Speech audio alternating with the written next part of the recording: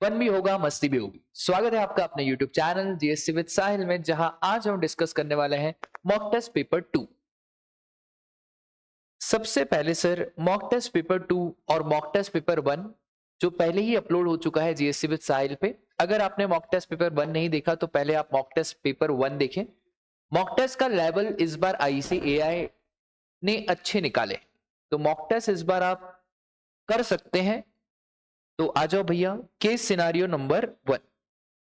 मैंने आपको पहले ही सिखाया था कि सर केस सिनारियो अगर हम चार्ट बना पाए तो चार्ट बनाएंगे, पर अगर छोटा सा केस सिनारियो है तो चार्ट बनाने की जरूरत नहीं है। चलो, Anushka registered under GST in the state of Madhya Pradesh, is engaged in supplying multiple taxable goods and services. She has undertaken the following activities in the current financial year. तो पहली एक्टिविटी तो मैडम ने क्या करी है, donated some money. More money तो donate करेंगे नहीं क्योंकि डोनेशन का मामला है, तो डोनेटेड सम मनी तो Netra Jyoti charitable trust in the memory of our late mother. और चैरिटेबल ट्रस्ट ने रूम बनाया और रूम बनाने के लिख दिया डोनेटेड बाय मिस अनुष्का। अब आपको सप्लाई चैप्टर ध्यान होगा, और सप्लाई चैप्टर में सीबीआईसी के बहुत सारे क्लैरिफिकेशंस आए थे। उसमें जो फर्स्ट क्लैरिफिकेशन था वो था हमारा डोनेशन। अगर हमारा इंडिविजुअल चैरिटेबल ट्रस्ट को डोनेट करता है और बदले में चैरिटेबल ट्रस्ट उसका सिर्फ नाम लिखती है, तो इधर हम कंसिडरेशन प्रेजेंट है ऐसा नहीं बोलेंगे, there is no quid pro quo. तो आपको याद होगा, अगर 3 कंडीशन फुलफिल होती है तो हम कोई जीएसटी की बात नहीं करते। फर्स्ट, कि इंडिविजुअल ने डोनेशन दिया है। Second, payment has the character of a gift और डोनेशन। और third, purpose is philanthropic, that is it leads to no advertisement और कमर्शियल गेन। तो सर ये जो फर्स्ट एक्टिविटी है, this is not a supply, तो इसके ऊपर हम कोई जीएसटी की बात नहीं करेंगे। Organise a seminar in Indore which was sponsored by we win cricket academy and LLP. Anushka received a sponsorship fees of 1,50,000।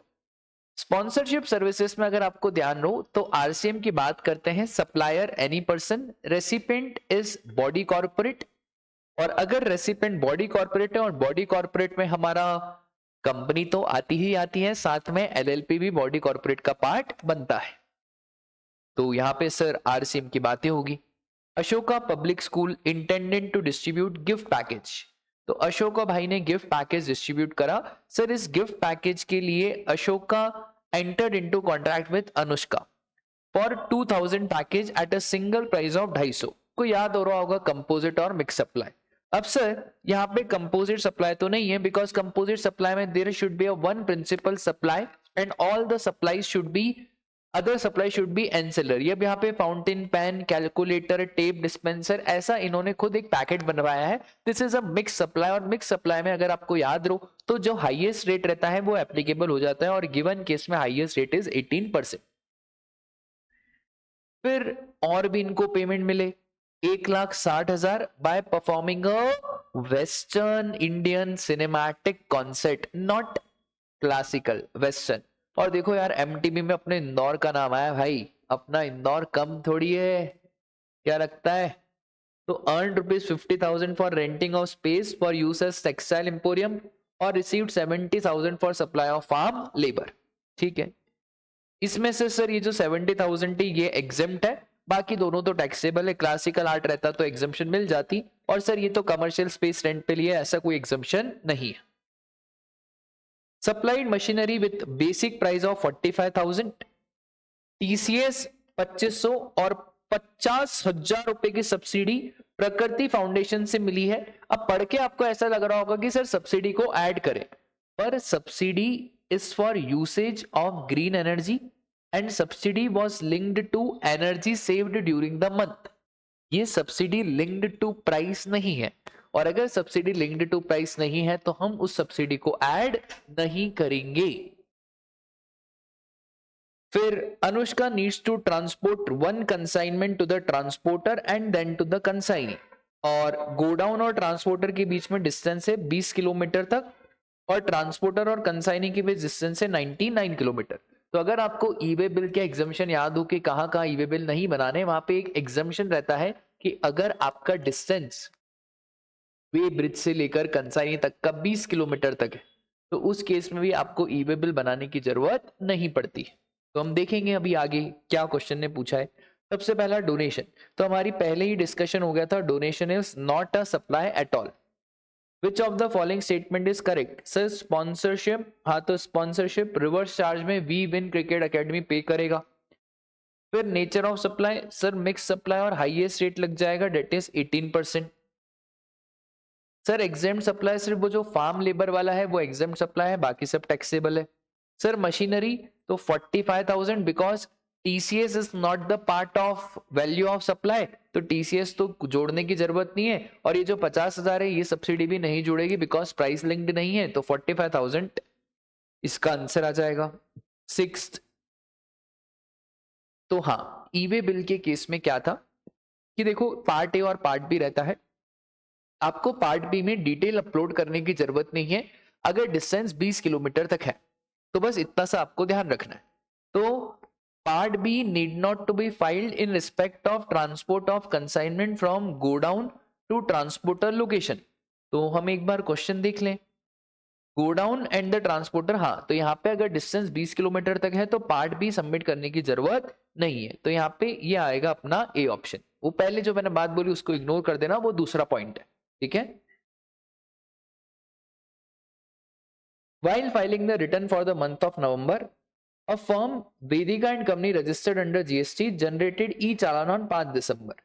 Determine the validity of e-चालान। चालान हमारा 15 दिन के लिए वैलिड होता है, तो 5 दिसंबर में 15 दिन जोड़ दिए, 20 दिसंबर तक वैलिड रहेगा। विकास निगम limited, a PSU has placed an order to Bharti Steel registered in Bokaro for supply of 70 iron shield costing 12,000। मतलब 12,000 इंटू 70 हो गया हमारा 96,000। However, the supply will take place in 3 lots containing 10, 20 and 40 sheets. Determine whether tax is required to be deducted. Sir, TDS section 51 आपको ध्यान होगा, अगर notified persons रहते हैं तो TDS डिडक्शन की बात होती है, और public sector undertaking is a notified person, तो हम TDS डिडक्शन की बात करेंगे। इतनी बात आपको क्लियर है? सर क्या हम ये लॉट वॉट देखेंगे? तो भैया TDS चैप्टर में स्पेसिफिकली देखा गया, स्पेसिफिकली बोला गया है कि हमको ऐसे लॉट वॉट से मतलब नहीं है, आप तो हमको टोटल इनवॉइस वैल्यू बता दो कि टोटल कॉन्ट्रैक्ट वैल्यू कितनी है। अगर टोटल कॉन्ट्रैक्ट वैल्यू 2.5 लाख से ज्यादा है then TDS would be applicable. तो क्या है, क्या 2.5 लाख से ज्यादा? हाँ सर 2.5 लाख से ज्यादा है, तो TDS would be deducted on the entire order of 70 sheets. ठीक है, तो ये वाला क्वेश्चन भी हो गया। सर सारे आंसर सही हैं क्या? एक बार देख लें क्या? देख लो भाई, कंफर्म करने में क्या ही जाता है। और बताओ यार क्या हाल है आप लोगों के? सब बढ़िया एकदम?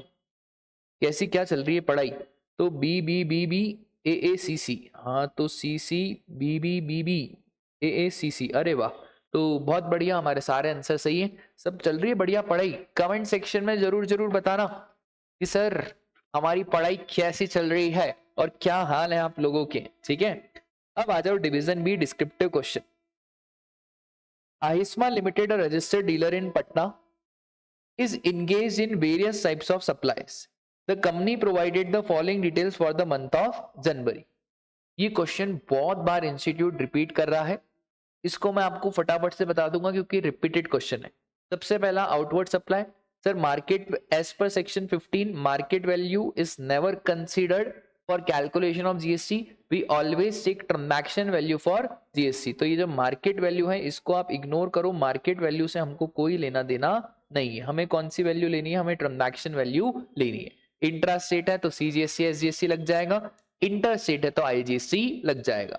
फिर सर पोटैटो चिप्स का warehousing taxable. Stock transferred without consideration, sir schedule 1 para 2, अगर हमने स्टॉक ट्रांसफर करा है डिस्टिंक्ट पर्सन को, सर पता कैसे चलेगा डिस्टिंक्ट पर्सन? देखो ना भाई उसका अलग GST नंबर है क्या, तो ब्रांच है सेपरेट GSTN। अच्छा ये सब घुमाने के लिए दिया है फॉर कन्वीनियंस, जिससे हमें लेना देना नहीं है। क्या ब्रांच का सेपरेट GSTN है? हाँ तो ब्रांच का सेपरेट GSTN है, तो क्या GST की बात होगी? हाँ जी GST की बात होगी, तो 20,000 के ऊपर भी CGST SGST लगेगा।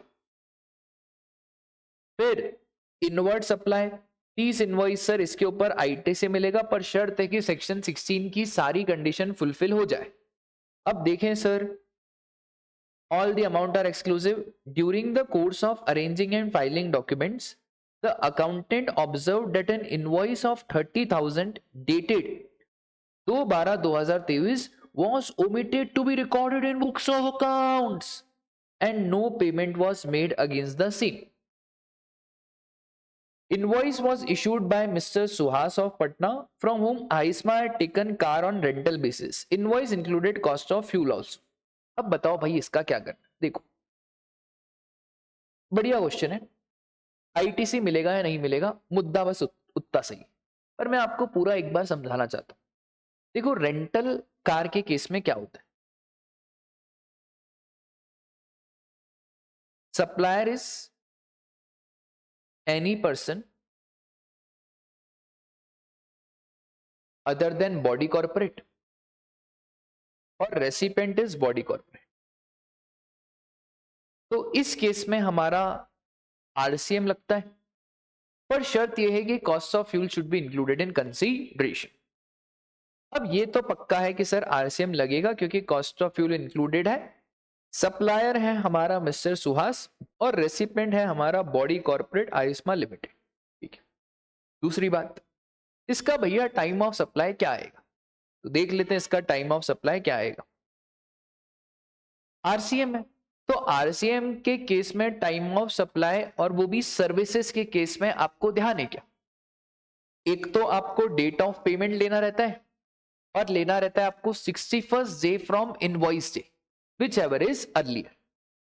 अब पेमेंट तो हुआ नहीं है बट इनवॉइस तो है। इनवॉइस कब का है, 2/12/2023। तो 61 डे, तो दिसंबर के 29 और जनवरी के 31, ये हो गए 60 दिन, मतलब 1 फरवरी। तो इसका जो टाइम ऑफ सप्लाई आएगा वो आएगा हमारा कब, 1 फरवरी।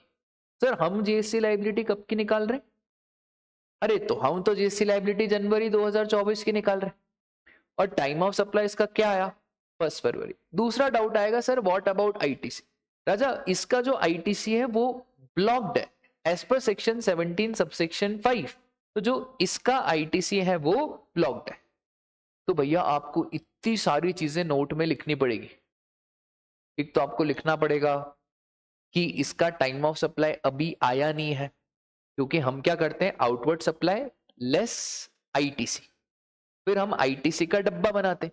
अब सर आईटीसी के डब्बे में आपको लिखना पड़ेगा डैश, क्योंकि इसका आईटीसी तो नहीं मिलेगा। और सर आखिरी में जब आप आउटपुट लाइबिलिटी लेस आईटीसी करते हो तो आपका आ जाता है नेट जीएसटी पेबल, उसके बाद आप वापस से ऐड कर देते हो आरसीएम लाइबिलिटी।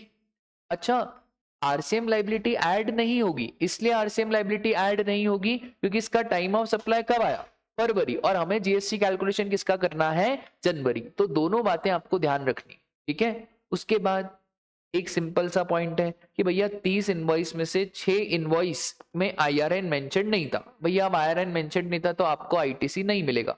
तो 6.5 लाख में से 1.5 लाख हटा दो तो कितना हुआ, 5 लाख। तो ये जो 5 लाख रुपए उसके ऊपर आईटीसी मिल जाएगा, बाकी के इनवॉइस पे आपको आईटीसी नहीं मिलेगा, क्योंकि आईटीसी की कंडीशन होनी चाहिए कि वैलिड इनवॉइस होना चाहिए जिसके ऊपर आईआरएन नंबर होना चाहिए।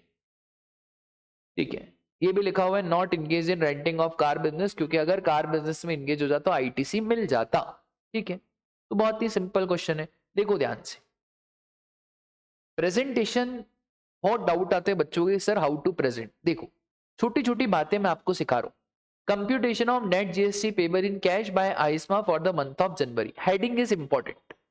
जैसे 1A है तो 1 है, आपको यहाँ पे बीच में लिखना चाहिए सॉल्यूशन टू 1 है, और ये heading important. Particular CGST, SGST, IGST, आप चाहो तो मैं ऐसा रिकमेंड करता हूं कि यहाँ पे वैल्यू भी लिख दो। इसलिए वैल्यू लिख दो क्योंकि सर फिर अपना कैलकुलेशन सही हो जाता है और एग्जामिनर को चेक करने में आसान होता है। सर इन्होंने वैल्यू क्यों नहीं लिखी, क्योंकि इन्होंने सिर्फ पूछा है अपन से net GST liability payable in cash, इन्होंने वैल्यू पूछा ही नहीं। तो भैया कॉपी का साइज छोटा होता है तो आप ये जुगाड़ भी कर सकते हो स्पीड में, सीजीएसटी, एसजीएसटी और आईजीएसटी वैल्यू का कंटाप ही खत्म। ठीक है, value of supply is transaction value, value of supply is transaction value. Sir हमको सेक्शन 15 का रेफरेंस देना है, याद हो तो दे दो, नहीं याद हो तो गलत रेफरेंस देने की जरूरत नहीं है। फिर देखो, अब देखो बहुत बच्चे क्या करते हैं ना, यहाँ पे लिखते हैं नोट 1, वर्किंग नोट 1। राजा मत लिखो, बहुत टाइम वेस्ट होगा यार, बहुत टाइम वेस्ट होगा।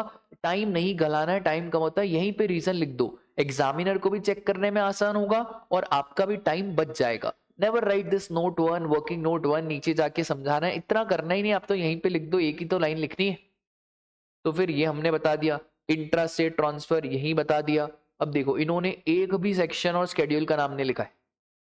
आप बोलते हो ना कि सर सेक्शन शेड्यूल लिखना है क्या, मैं क्या बोलता हूं आपको, याद हो तो लिखो, याद नहीं हो तो अननेसेसरी गलत लिखने की जरूरत नहीं है।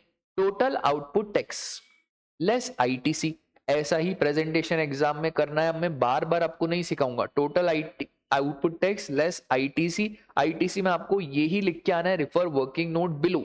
नो मैटर आप कोई से भी फैकल्टी से पढ़े हो, किसी का भी क्वेश्चन बैंक देख रहे हो, हमारा माई बाप एक ही है, कौन, ICAI।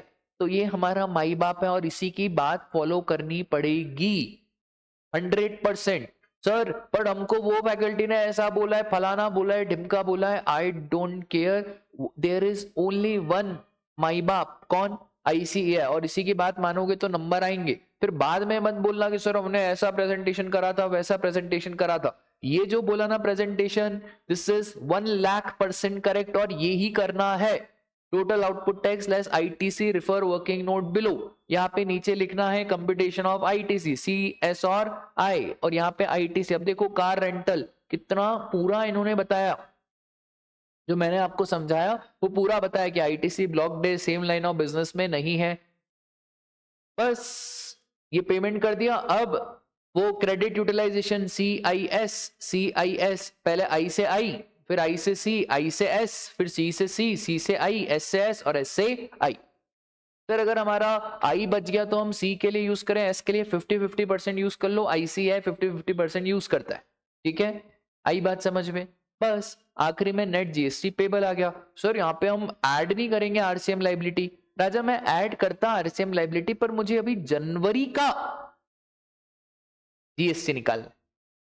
अगर खुदा ना खास्ता एग्जाम में सेम क्वेश्चन आ जाए और सेम क्वेश्चन में ये इनवॉइस की डेट 2 तारीख की क्या कर दे,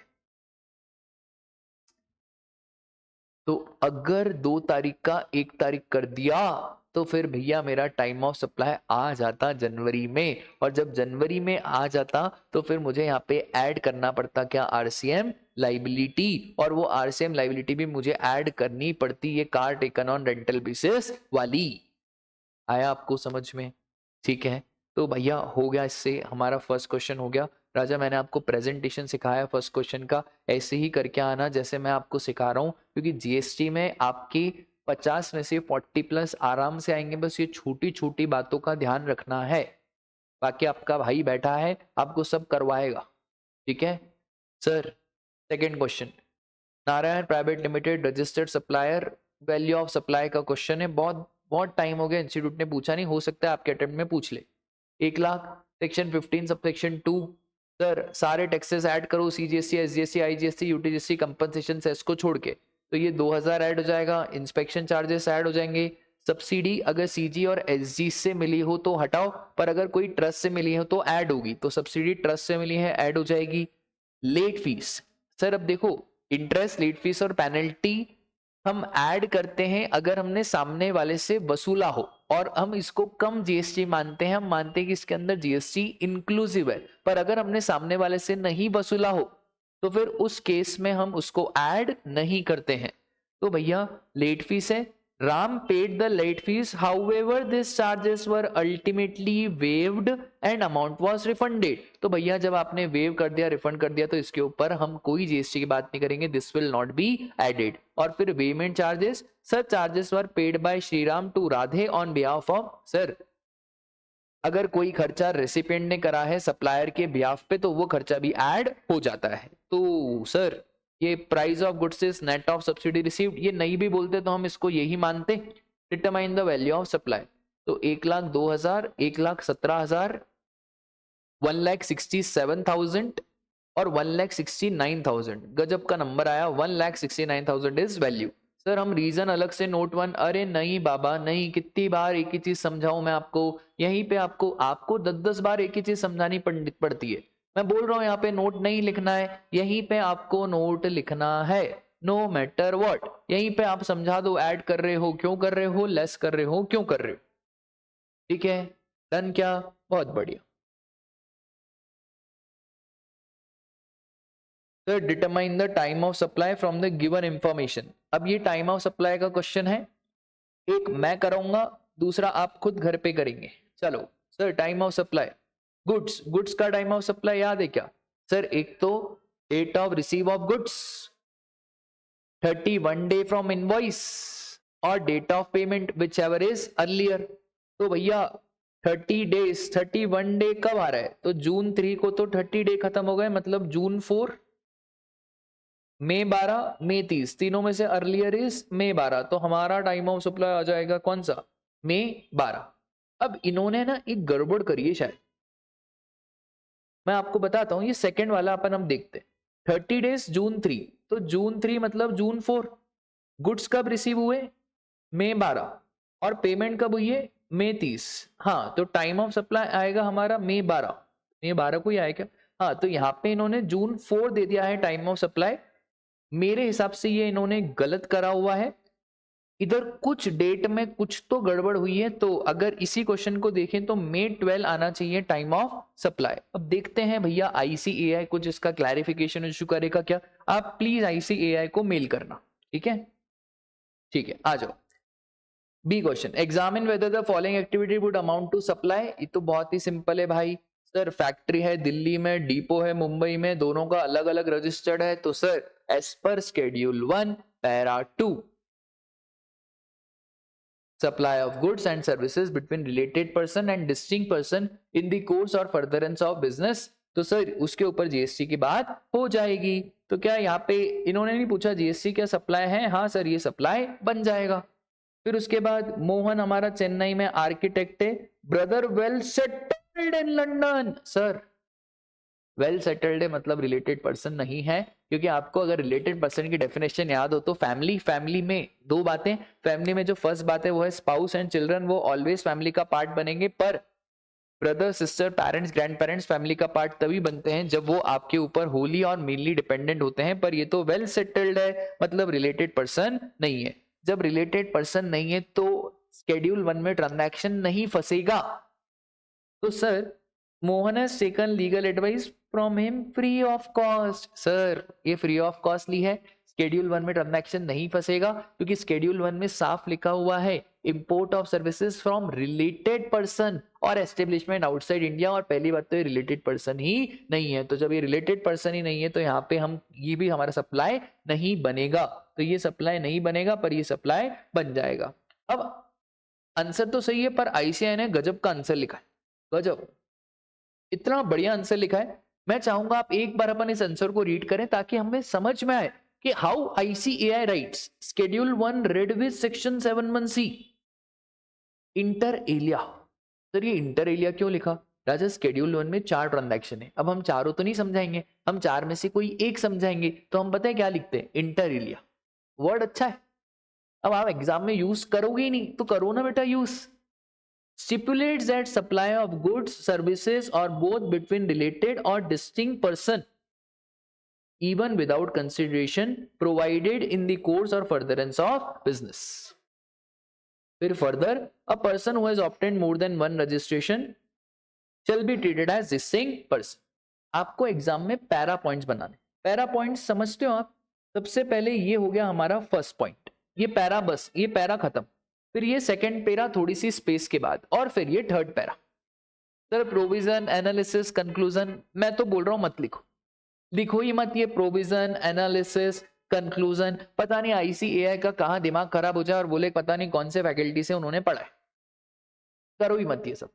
आप तो डायरेक्ट आईसीएआई लिखता है क्या प्रोविजन एनालिसिस कंक्लूजन? नहीं लिखता है ना, आप भी मत लिखो। आप क्या करो, पैरा पॉइंट्स लिख के आओ। पैरा पॉइंट्स मतलब ये शेड्यूल 1, फिर फर्दर, फिर ये कंक्लूजन। करना वही है, दिमाग में यही रखो कि पहले हमको प्रोविजन लिखना है, फिर हमको एनालिसिस और फिर कंक्लूजन, पर आप लिख के मत आना कि this is provision, this is analysis, this is conclusion, ठीक है। तो देखो, in the view of same, factory and depot are distinct person, therefore supply of goods without consideration is a supply। कितना बढ़िया सिंपल आंसर लिखा हुआ है।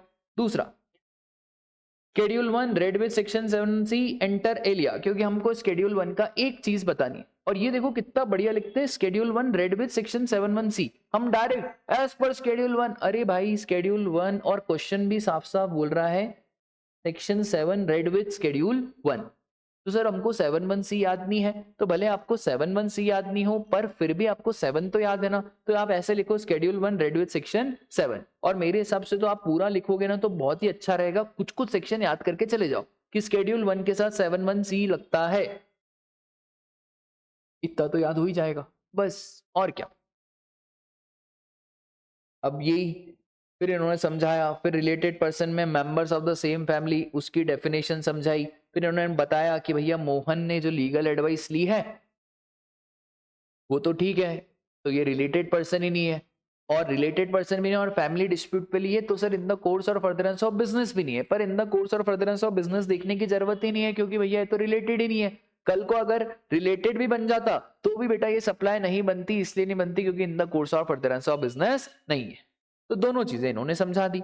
आया आपको समझ में हाउ टू राइट आंसर, ठीक है, तो लोड मत लिया करो, हाउ टू राइट आंसर बड़ा ही सिंपल है। आ जाओ third question. World fashion, a registered supplier of designer outfit in Delhi, decided to exhibit its product in a fashion show being organized at Hotel Green India on 4 जनवरी। गजब, इन्होंने भैया fashion show के लिए make over कराया है model का from Glamour Beauty Services on 4 January for which consideration of 5 lakh has been charged। गजब, आप तो यही काम करो, कितना पैसा इसमें यार। ग्लैमर ने टैक्स इनवॉइस बनाया 10 फरवरी को, examine whether the tax invoice has been issued within the time limit. Sir ये गुड्स है या सर्विस? सर्विस।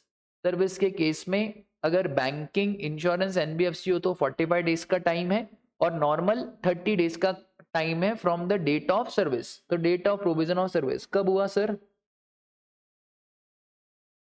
तो 4 जनवरी से 30 दिन गिनो ना, तो जनवरी के 26 और फरवरी के 4, तो 4 फरवरी को बन जाना चाहिए, और 10 फरवरी मतलब इनवॉइस टाइम पे नहीं बना है।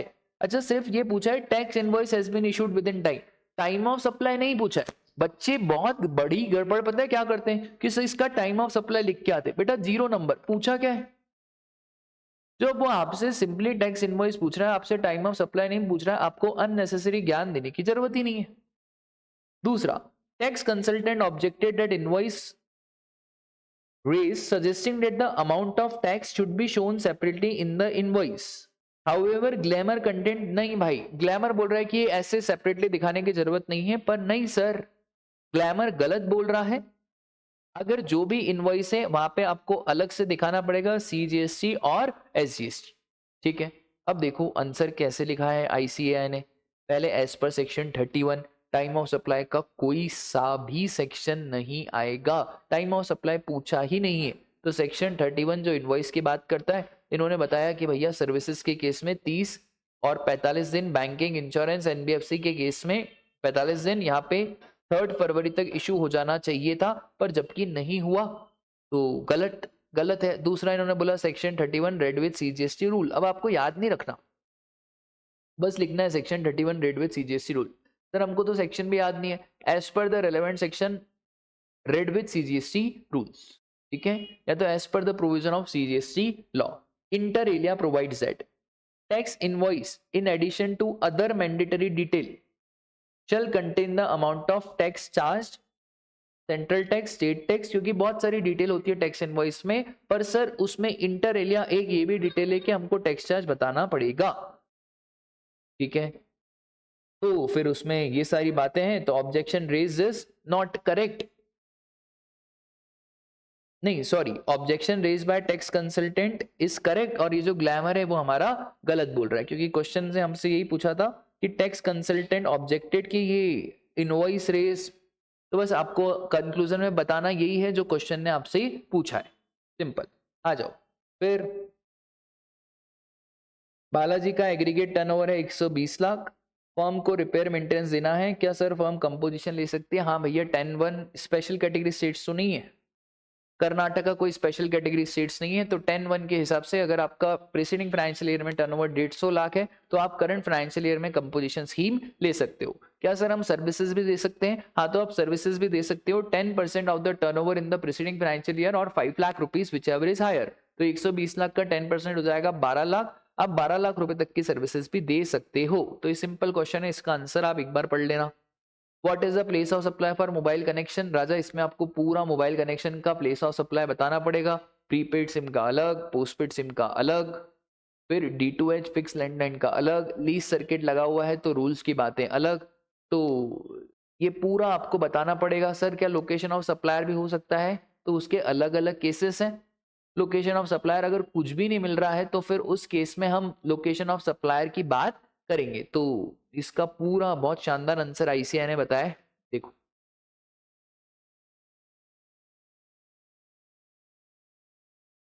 ठीक है, आई बात समझ में? तो भाई बताना पड़ेगा आंसर। देखो ऐसे ही लिखना है, यहाँ पे तो ये डायरेक्ट आंसर है। फिर उसके बाद what would be the place of supply provided by event management company? तो भैया ये इवेंट मैनेजमेंट कंपनी का प्लेस ऑफ सप्लाई आपको बताना पड़ेगा। फॉर अब ये ऑर्गेनाइजेशन ऑफ स्पोर्टिंग इवेंट, तो इवेंट के केस में आपको याद है कि अगर रजिस्टर्ड होता है तो location of the registered person, और अगर अनरजिस्टर्ड होता है तो जहां पे इवेंट हुआ है वहां पे होता है। और अगर इवेंट इंडिया में हुआ है और कंसोलिडेटेड अमाउंट चार्ज करा गया है तो अगर एग्रीमेंट है तो एग्रीमेंट के हिसाब से स्टेट को बांट दो, पर अगर एग्रीमेंट नहीं है तो फिर आपको रूल्स में जाना पड़ेगा। और रूल्स बोलता है आप you have to follow generally accepted accounting principles, तो आपको गैप को फॉलो करना पड़ेगा। ठीक है, उसके बाद